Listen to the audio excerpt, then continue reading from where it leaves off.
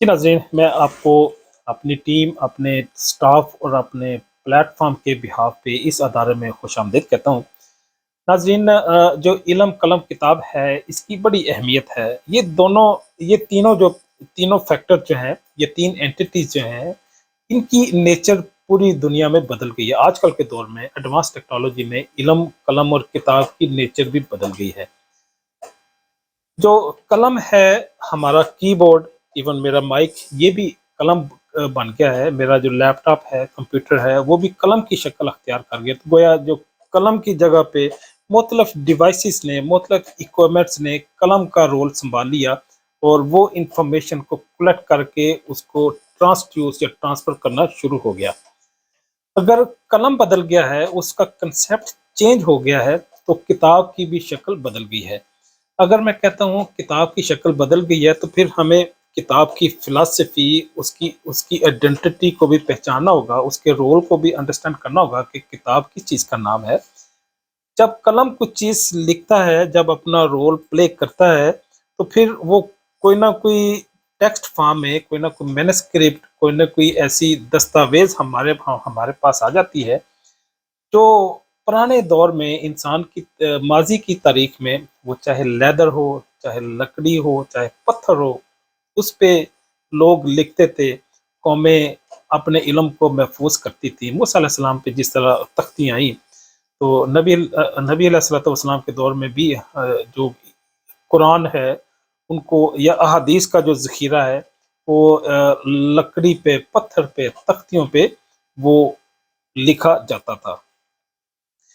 फिर एक वक़्त आया कि जब कागज़ पे प्रिंटिंग होनी शुरू होगी, फिर आजकल के दौर में जो कंप्यूटर डिस्क है आपकी, जो इंटरनेट है, जो गूगल है, ऑनलाइन आर्काइव अवेलेबल होगी, उन्होंने किताब को रिप्लेस करके खुद उसकी जगह सँभाल ली।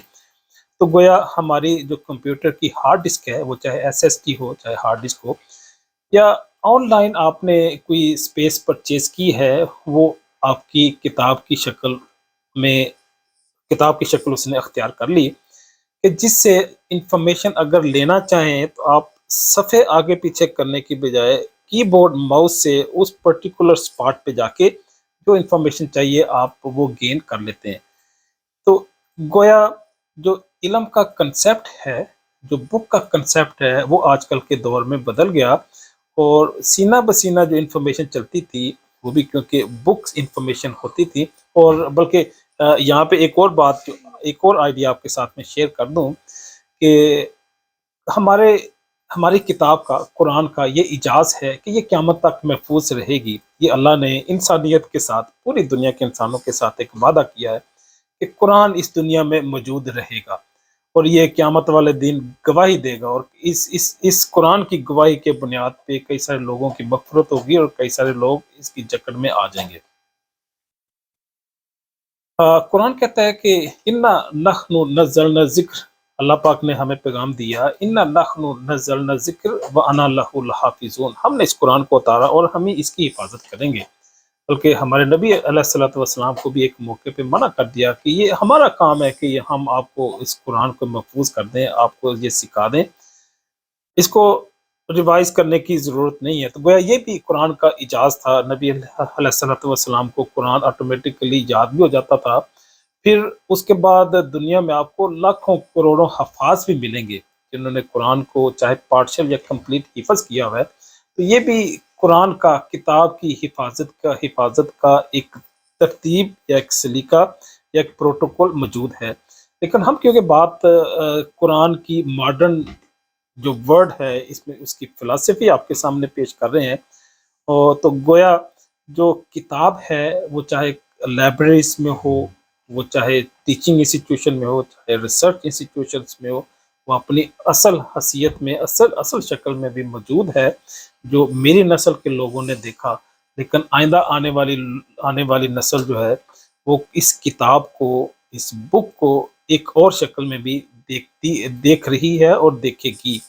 वो क्या है? वो चाहे इंफॉर्मेशन टेक्नोलॉजी हो, चाहे वो गूगल ड्राइव हो, चाहे कोई भी सब्सक्राइब या non subscribe base online archive हो, कोई ایسی شیپ آپ کو اس جو نظر آتی ہے جہاں پہ انفارمیشن سٹور ہے، وہ ایکچولی یہ ڈیجیٹل بک ہی ہے، وہ آن لائن بک ہی ہے۔